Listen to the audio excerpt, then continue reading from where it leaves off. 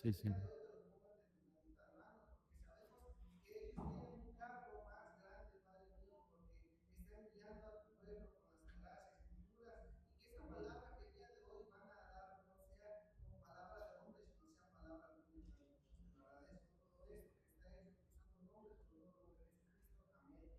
Amén, amén. Y bueno, pues aprovechando, damos también la bienvenida a nuestra hermana Raquel, que nos está acompañando. Bienvenida, hermana. Qué gusto de verle. ¿Y qué le decimos, hermanos? Sea bienvenida. Muy bien. Pueden tomar asiento, hermanos. Y el tema de hoy es acercándonos a la Biblia, acercándonos a la Biblia. Sabemos de antemano, como hijos de Dios, como creyentes, sabemos lo importante que es tener la palabra de Dios en nuestras manos, lo que es tener una Biblia. Todo creyente tiene una Biblia en sus manos, la tiene en su casa, la medita y la lee. Pero vamos a ver, hermanos, en esta mañana la importancia de acercarnos a la palabra de nuestro Dios. Sabemos que la Biblia es el libro más vendido en todo el mundo. Nadie le gana a la Biblia en ventas. Es el libro número uno de los bestsellers, de esos libros que se venden de una manera muy prestigiosa y muy especial en el mundo, pero la Biblia les gana a todos los libros y año tras año se venden millones de Biblias en todo el mundo a través de diferentes idiomas, e incluso traducida a dialectos que año tras año se están investigando y traduciendo a nuevos dialectos en otras partes del mundo. Así es que la Biblia es tan importante. Y también, pues no hay libro tan impactante, no hay libro que transforme vidas como lo es la palabra de nuestro Dios, ¿sí? La Biblia es el libro que más ha cambiado personas, ha transformado las vidas de las personas a través de la historia. Millones de personas han conocido del mensaje transformador de Jesucristo a través de este libro. Y entonces por eso es tan importante. Entonces vamos a meditar, hermanos, en varias situaciones ahí. Y la razón de por qué nosotros los creyentes, por qué los seguidores del Señor Jesucristo, pues tomamos muy en cuenta la palabra de Dios, tomamos en cuenta la Biblia. Bueno, la primera razón es que Dios ahí se revela al hombre. Dios se revela al hombre. Ese es el primer punto. El segundo punto es que Dios ahí muestra interés por la humanidad. Segundo punto, Dios muestra interés por la humanidad. El tercer punto es que Dios ahí, es decir, en la Biblia, expone su deseo de salvar a la humanidad. Y el punto número 4 es que Dios ahí también manifiesta sus grandes y maravillosas promesas. Entonces, por eso es que debemos de tomar en consideración este maravilloso libro. Vuelvo a repetir los puntos que vamos a tomar en consideración. Primero es que Dios, aquí en la Biblia, se revela al hombre. Dos, Dios aquí en la Biblia muestra su interés por la humanidad. Tres, Dios expone su deseo de salvar a la humanidad. Y número 4, Dios manifiesta sus grandes y maravillosas promesas aquí. Entonces, tomemos en cuenta el primer punto. Veamos por qué es importante la Biblia. Primero es porque Dios se revela al hombre aquí. Hay personas que van por diferentes lugares buscando tesoros, buscando cosas especiales y utilizan un detector de metales. Y lo van llevando al campo o a ciertas regiones y llevan el detector de metales y llega un momento en que ese mismo aparato detecta algo, les da un sonido especial, empiezan a escarbar, empiezan a buscar, y bueno, a veces se han encontrado cosas muy especiales. Vi un video, hermanos, vi un video de una persona que andaba buscando en Italia, andaba buscando cosas valiosas y encontró en un monte, encontró objetos de los soldados romanos antes del Señor Jesucristo. Entonces fue un hallazgo muy valioso. ¿Cómo sabemos de Dios? Si no hemos visto a Dios, ¿cómo sabemos acerca de Dios? La Biblia nos dice claramente que a Dios nadie le ha visto y es verdad. No podemos decir, a Dios me lo encontré en tal lugar, lo vi en tal parte, no, porque Dios no lo vemos, Dios es invisible, pero ¿cómo sabemos de Dios? ¿Cómo sabemos de la realidad, de la existencia de Dios? Bueno, necesitamos un detector de la misma manera como aquellas personas que andan en busca de tesoros. Necesitamos un detector. ¿Y cuál es el detector? Pues la Biblia. La Biblia es el que detecta la presencia de Dios y nos lo manifiesta. Nos hace ver la realidad de la presencia de Dios. Cuando leemos la Biblia, cuando meditamos en ella, cuando vemos lo que está en su contenido, entonces decimos, este libro es especial. Este libro nos hace mostrar que Dios es real. Por ejemplo, tomemos en consideración lo que dice aquí en este pasaje. Fíjense bien, hermanos, en Éxodo capítulo 8, versículo 19, usemos nuestras Biblias, por favor. En Éxodo capítulo 8, en Éxodo capítulo 8, versículo 19, resulta que pues aquí estaban las plagas manifestándose en su apogeo. Si ustedes leen todo este capítulo, encontramos que Dios está actuando contra Egipto y está mostrando plagas, pero hay una plaga en especial. Hay una plaga en especial que vamos a ver aquí. Resulta que los adivinos, la gente que tenía el faraón, también estaba realizando ciertos milagros. Recordemos que cuando Moisés transformó el agua en sangre por el poder de Dios, los magos también hicieron lo mismo. Los magos también transformaron el agua en sangre. Y así estuvieron compitiendo con Moisés, pero llegó un punto, llegó a una plaga donde ya no pudieron hacer nada. ¿Y saben cuál fue la plaga? Fue la plaga de los piojos. Dios le dijo a Moisés que pusiera su vara sobre el polvo del suelo, sobre la arena. Y Dios le dio la promesa a Aarón, perdón, a Moisés, que ese polvo se iba a transformar en piojos. Y así fue. De tal manera que cuando los magos quisieron hacer lo mismo, ya no pudieron. Y vamos a ver lo que dice el texto entonces. Éxodo 8:19 dice de la siguiente manera. Entonces los hechiceros dijeron a Faraón, dedo de Dios es este. Fíjense bien, ¿vieron a Dios? No. ¿Pero qué vieron? Vieron los efectos de la obra de Dios. Ellos no estaban mirando, los magos ni siquiera eran creyentes en Dios, pero no pudieron hacer este milagro porque se dieron cuenta que había un poder mucho más grandioso de lo que estaba obrando en ellos. Regresemos un poquito para que veamos la situación que se está presentando. Veamos versículo 16.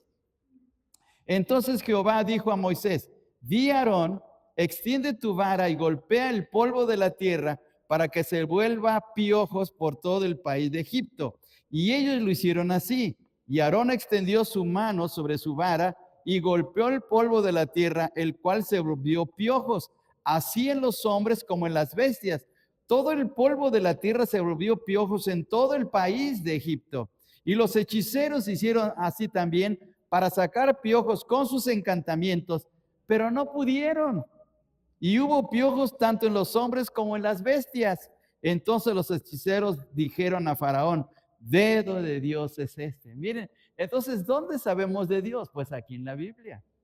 Aquí la Biblia nos hace ver acerca de cómo Dios a través de la historia se ha manifestado de una manera tan grande.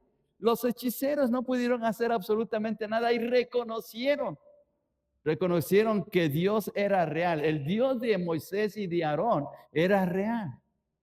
Y entonces tuvieron que que aceptar que ellos ya no podían hacer más a favor del faraón y con sus hechizos hacer algo en contra de Moisés y de Aarón, porque ya no podía. Era Dios que se estaba manifestando grandemente ahí. Entonces ellos lo reconocieron. Fíjense bien qué cosa tan asombrosa. Podríamos decir, bueno, los que son creyentes, los que siguen la Biblia, por eso creen en Dios. Pero esta gente llegó al punto de aceptar que Dios es real, que el Dios de la Biblia es real, que el Dios de Moisés y de Aarón era real. Lo tuvieron que aceptar porque ya no pudieron hacer nada. Ahora, una cosa más todavía. ¿Recuerdan ustedes que Elías llevó al pueblo, lo llevó al Monte Carmelo, junto con 850 profetas que adoraban a un dios cananita? ¿Cómo se llamaba ese dios cananita? Se llamaba Baal. Y los llevó a un desafío tan tremendo. Hacer ver que Baal no era nada, no era un Dios, y que el verdadero de Dios era el Dios de Israel. Y entonces los llevó al Monte Carmelo. Primera de Reyes, capítulo 18. Vamos ahora a este pasaje. Primera de Reyes, capítulo 18. Y vamos a ver lo que ocurrió aquí en una demostración tan palpable, tan real de la presencia de Dios. Fijémonos, hermanos, en este capítulo. Estamos en Primera de Reyes 18. Versículo, vamos a leer de los versículos 20 en adelante. Fijémonos, dice así, versículo 20, ustedes siguen en silencio la lectura. Entonces Acab convocó a todos los hijos de Israel y reunió a los profetas en el Monte Carmelo, y acercándose Elías a todo el pueblo dijo: ¿hasta cuándo claudicaréis vosotros entre dos pensamientos? Si Jehová, miren, ahí está el desafío. Si Jehová es Dios, seguidle. Y si Baal, id en pos de él. Y el pueblo no respondió palabra. Versículo 22. Y Elías volvió a decir al pueblo: solo yo he quedado profeta de Jehová, mas de los profetas de Baal hay 450 hombres. Dénsenos, más adelante se mencionan otros 400 más, porque fueron 850 en total. Versículo 23. Dénsenos pues 2 bueyes, y escojan ellos uno, y córtenlo en pedazos, y pónganlo sobre leña, pero no pongan fuego. Miren ese reto tan tremendo. Pero no pongan fuego debajo. Y yo prepararé el otro buey, y lo pondré sobre la leña, y ningún fuego pondré debajo. Invocad luego vosotros el nombre de vuestros dioses, y yo invocaré el nombre de Jehová. Y el Dios que respondiere por medio de fuego, ¿qué dijo Elías? Ese es Dios. Ese es Dios. El que responda con fuego, ese es Dios. Y ya sabemos la historia. Ya sabemos la historia que los profetas de Baal colocaron su altar, estuvieron danzando, incluso sacaron navajas para cortarse los brazos, para sangrar, y de esa manera llamar la atención a su Dios a fin de que le respondiera. ¿Cuándo le respondió su Dios? Nunca. Pero cuando Elías colocó el altar, hizo algo hasta mucho más tremendo. Hizo que le echaran agua 3 veces, que estuviera húmedo, totalmente húmeda la madera, el animal, con la finalidad de hacer ver más difícil la situación. Y cuando clamó Elías, cuando le pidió al Señor que actuara, Dios obró de una manera tan tremenda, ¿sí? De una manera tan grandiosa. Y vamos a ver ahora el texto. Versículo 36, por favor, ahí mismo, veamos la narración. Cuando llegó la hora de ofrecerse el holocausto, se acercó el profeta Elías y dijo: Jehová, Dios de Abraham, de Isaac y de Israel, sea hoy manifiesto que tú eres Dios en Israel, y que yo soy tu siervo, y que por mandato tuyo he hecho todas estas cosas. Respóndeme, Jehová, respóndeme, para que conozca este pueblo que tú, oh Jehová, eres el Dios, y que vuelves a ti el corazón de ellos.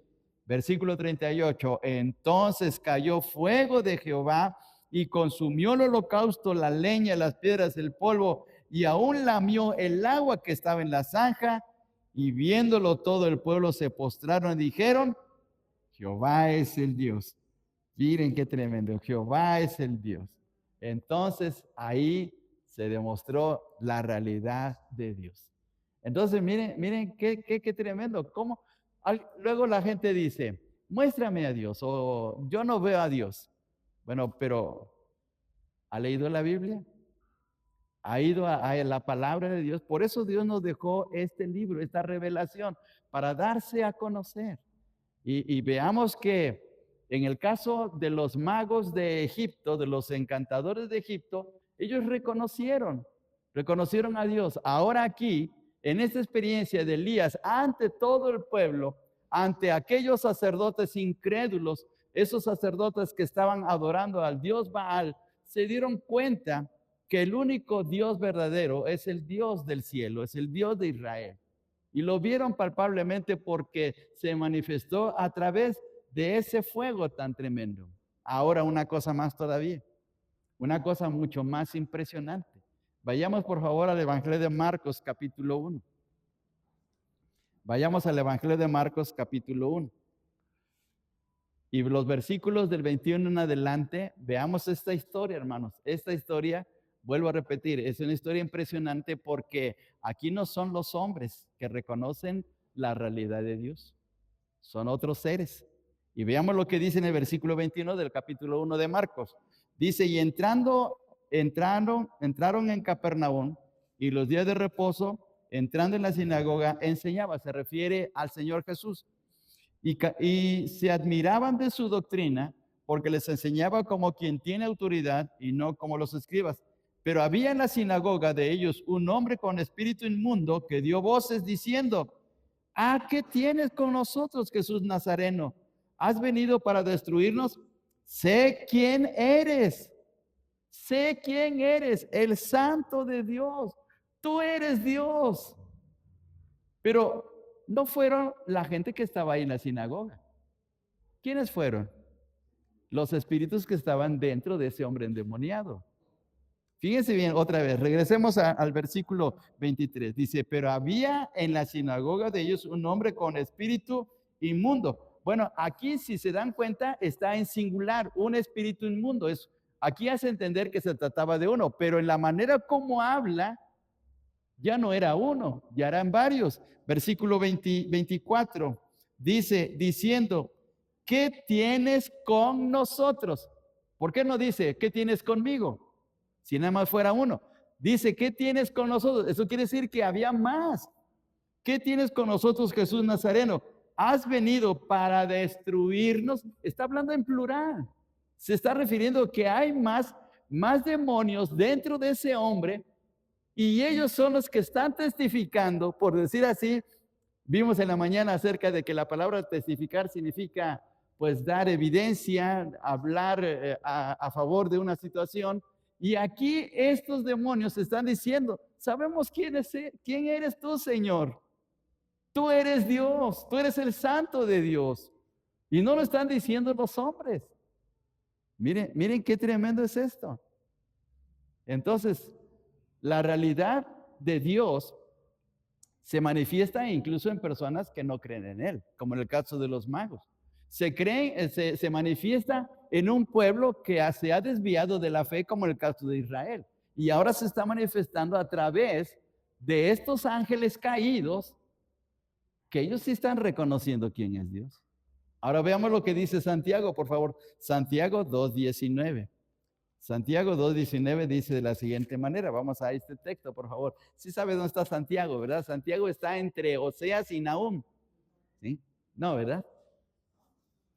Santiago está en el Nuevo Testamento, después de la carta a los Hebreos.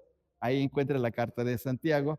Y veamos en el versículo 19 del capítulo 2. Vamos a leerlo todos juntos. Todos juntos. Dice de la siguiente manera. Tú crees que Dios es uno, bien haces.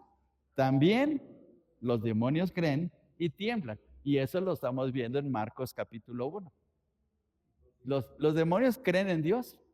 Fíjense bien qué cosa tan tremenda. No hay demonio que sea incrédulo.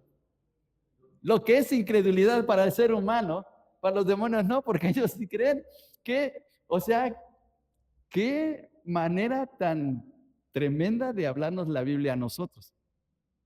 Porque cometemos el grave error de ser incrédulos cuando los mismos demonios no lo son.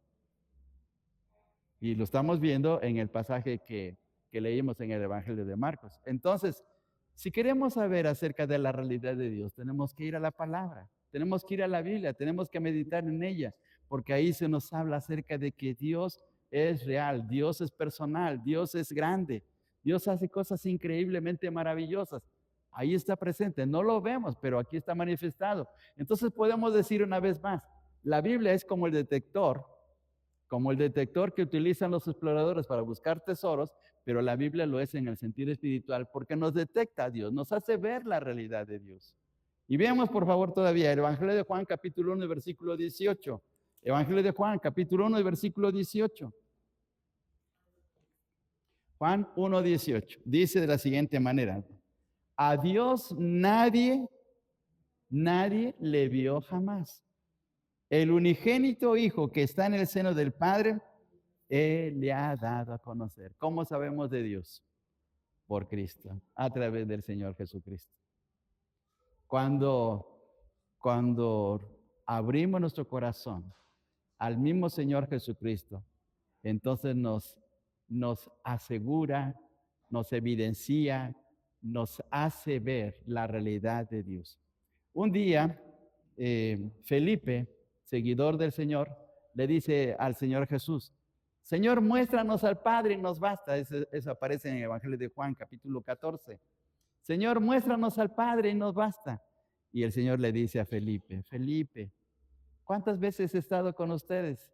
El que me ha visto a mí, ¿qué más, hermanos? Ha visto al Padre. Entonces, si me ven a mí, ven a Dios, ven a Dios al Padre. Entonces yo estoy revelando al Padre, estoy revelando a Dios. Y por eso Juan dice en el versículo 18 de este capítulo 1, a Dios nadie le vio jamás, pero a través de Jesucristo se nos hace ver la realidad de la presencia de Dios. Entonces, miren qué maravillosa es la Biblia, porque nos hace ver que el único Dios verdadero es el Dios que nos habla este libro, ¿sí? Nada más. No hay otros dioses más. Allá en el oriente, en la India, en China, en países asiáticos, hay creencias en muchos dioses, pero el único Dios verdadero es el Dios que está en la Biblia, nada más. Y se ha manifestado a través de la historia de una manera tan grandiosa. Ya lo vimos, los encantadores egipcios se dieron por vencidos, se dieron por derrotados, no pudieron hacer nada. Lo mismo ocurrió con los profetas de Baal, no pudieron hacer nada, se dieron cuenta de que el Dios del pueblo, del Señor, de Israel, de los profetas, de los creyentes, era el Dios verdadero. Y luego los mismos demonios evidenciaron de la realidad de Dios. Miren qué tremendo. Número 2, ahora veamos, hermanos, esta situación. ¿Por qué tenemos que leer la Biblia? ¿Por qué tenemos que acercarnos a la palabra de Dios? Porque ahí también Dios muestra su interés por nosotros. Los griegos pensaban que los dioses que ellos creían, que ellos tenían, eran dioses que estaban en el Olimpo, estaban en sus banquetes, estaban en sus fiestas, estaban en sus problemas, porque también tenían problemas, también había envidias, también había enojo, había rivalidades entre los dioses, entre los mismos dioses se atacaban unos contra otros.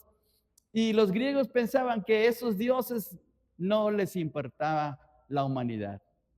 Pero la Biblia nos hace ver que el Dios de la Biblia tiene un interés especial por nosotros. Y déjeme compartir esto en el amor del Señor.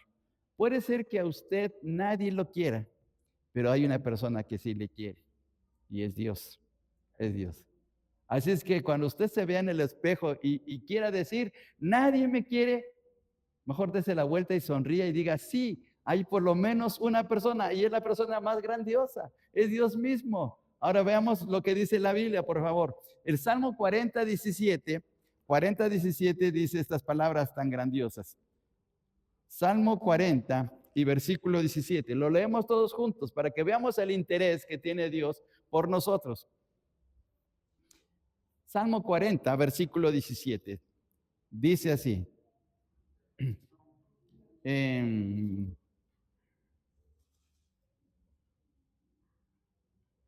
No, ¿verdad? 41.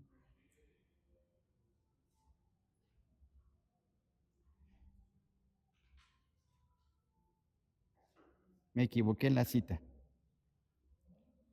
Me falló la computadora, hermanos. Es el texto que dice, aunque afligido y necesitado, 40, 17. Ah, sí, hermano, sí. Ah, no lo estaba yo viendo. Es que aquí el orden, como está mi Biblia, me equivoqué. Muy bien, a ver todos juntos, dice así. Aunque afligido yo y necesitado, Jehová pensará en mí. Mi ayuda y mi libertador eres tú. Dios mío, no te tardes. Es que, ¿saben qué pasó, hermanos? Miren, aquí en mi Biblia termina con el versículo 16 y luego continúa el Salmo 42, pero el 17 lo pusieron hasta acá arriba. Me equivoqué, entonces es un problema nada más de la visión. Veamos en el versículo 17. ¿Qué dice el texto? Jehová pensará en mí. Les quiero hacer una pregunta. ¿Creen que Dios está pensando en ustedes en este momento? ¿Está pensando en ustedes? Está pensando en sus necesidades, en sus luchas, en sus problemas, en lo que está pasando. ¿Está pensando Dios en ustedes? Sí, sí, aquí fijemos lo que dice este texto. Aunque afligido yo y necesitado, Jehová pensará en mí. Dios piensa en nosotros. Y miren, no hay cosa tan bonita como escuchar de alguien que nos diga, oye, estoy pensando en ti. ¿No les ha ocurrido eso? Que les habla y le dice, hoy precisamente pensé en ti. Pues hoy está pensando Dios en nosotros. Y no solamente hoy, sino cada día, cada momento piensa en nosotros. Y déjenme decirles una cosa más. Y Dios hasta en cierto modo está tan preocupado porque desea que nos vaya bien en nuestras vidas. Claro, no, en Dios no existe la preocupación, pero está interesado, tan interesado que está buscando todo lo necesario para que nos vaya bien en la vida. Porque no hay padre tan amoroso, tan especial como Dios mismo. ¿Sí? Entonces, cada día está pensando en animarnos, ayudarnos, en sacarnos de las situaciones que estamos pasando en nuestras vidas. Puede ser que estemos viviendo un conflicto, una situación dolorosa, difícil para nosotros, pero Dios está ya pensando en esa situación de nuestras vidas. Así que debemos darle gracias a Dios porque al ser creyentes, a ser cristianos, a ser seguidores del Señor Jesucristo, Dios piensa en nosotros. Una cosa más todavía, podemos ver aquí, hermanos, que ustedes se conocen perfectamente y se lo saben de memoria, el texto más conocido en todo el mundo de la Biblia. ¿Cuál es, hermanos? ¿Cuál es el texto más conocido? Juan 3:16, Juan 3:16, que dice, porque de tal manera amó Dios a quién? Al mundo. ¿Qué es el mundo? La humanidad. Entonces, ¿a quién está amando Dios? A la humanidad. Y si yo estoy en la humanidad, ¿Dios me ama a mí? Sí, podemos decir, Dios me ama. Volvemos otra vez a repetir. Puede ser que alguien no lo quiera a usted, o puede ser que un grupo de personas lo rechace, o puede ser que toda una cantidad enorme de personas a usted lo desprecie, pero hay alguien que sí le ama y le ama incondicionalmente. Lo ama de tal manera que está dispuesto a hacer todo lo posible porque le vaya bien. Y mire qué cosa tan grandiosa. Aún cometiendo errores, aún cometiendo fallas, aún cometiendo desagravios contra Dios mismo y pecando contra Él, aún así nos ama porque el amor de Dios está basado en su propia naturaleza, no en lo que hagamos. Claro, no está de acuerdo con nuestro pecado, pero busca la manera de poder sacarnos triunfantes. Por ejemplo, en el caso de usted como papá, si ve que su hijo comete errores o incluso hasta en un momento dado actúa de una manera insolente contra usted, usted se enoja, claro, pero lo sigue amando. Y si tiene hambre, ¿le da de comer? Sí. Y si tiene alguna necesidad, usted se la suple. ¿Por qué? Porque usted ama a su hijo. Pues si nosotros, dice el Señor Jesús, si nosotros siendo malos sabemos hacer cosas buenas, ¿cuánto más Dios, que es perfecto? Así es que el amor de Dios es tan grandioso, tan increíble, que sigue actuando a nuestro favor porque Dios está pensando a nuestro favor. Miren qué bendición tan grande. Y una tercera cosa todavía más. ¿Se acuerda del famoso texto de Lucas 19:10? Lucas 19:10. A ver, levanten la mano. ¿Quién se sabe de memoria? No lo vea en su Biblia, pero levanten su mano. A ver, los que se sepan, Lucas 19:10. Exactamente, ¿sí? Acuérdense de la historia de Zaqueo, ¿sí? A ver, vamos a decirlo todos juntos, sin ver nuestras Biblias. Porque el Hijo del Hombre vino a buscar y a salvar, ¿qué cosa? Lo que se había perdido. Entonces, número uno, Dios piensa en nosotros, Dios nos ama y también nos busca. Dios nos sale al encuentro, Dios nos va buscando para que nos acerquemos a Él a fin de que vivamos correctamente, ¿sí?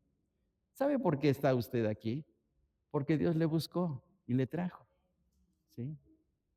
Porque en un momento de su vida el Señor le encontró y lo trajo a su presencia y lo puso en un lugar como este, ¿sí? Y no solamente pensó en usted ah, en, en un momento de su existencia aquí en la tierra.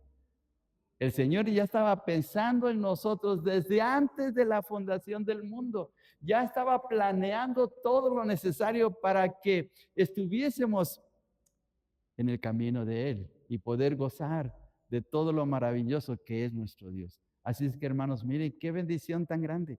Tenemos la, la, la increíble bendición de que Dios día tras día está pensando en nosotros. En segundo lugar, que Él nos está amando. Y ese amor es incondicional, no va de acuerdo, no va acorde a que si hago esto o no hago esto, Dios ya me va a amar o no me va a amar. No, porque Dios en su amor es incondicional. Claro que en su amor me disciplina para que camine correctamente y me vaya bien. Pero también Dios me busca. Dios sale al encuentro para caminar bajo su dirección. Mire qué cosa tan grandiosa. Así es que, ¿qué Dios es como nuestro Dios? ¿Qué Dios es tan grande como nuestro Dios?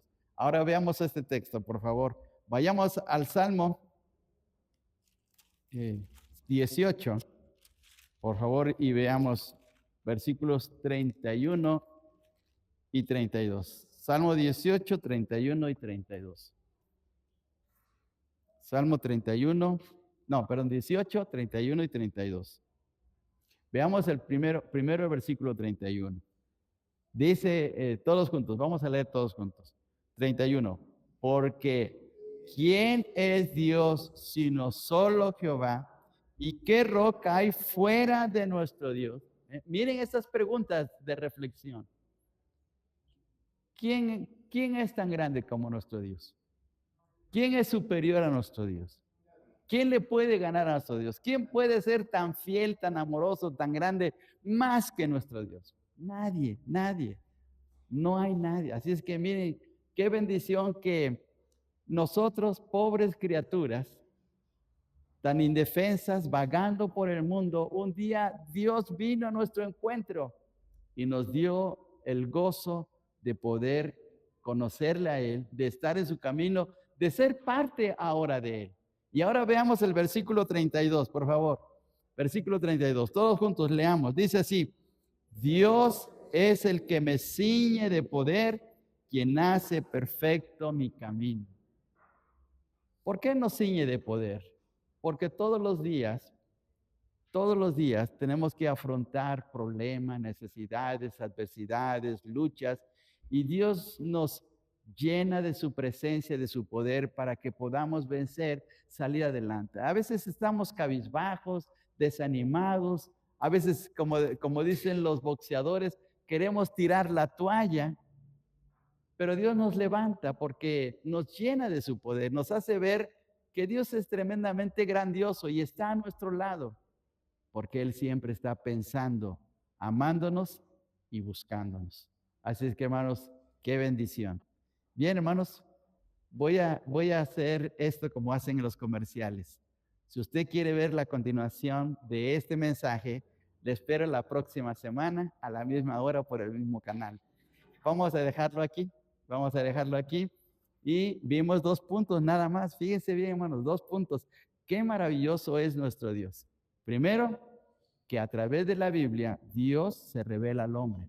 Y a través de la Biblia Dios muestra su interés por la humanidad y especialmente por nosotros mismos en forma muy, muy personal. ¿Está desanimado? ¿Tiene algún problema, alguna carga, alguna situación? Dios está pensando en usted. Dios le está amando y Dios le está buscando y le va a llenar de su poder para salir triunfante. Qué bendición. Pongámonos de pie y vamos a orar y darle gracias a nuestro Dios. Hermano Roberto, diríjanos en oración, por favor.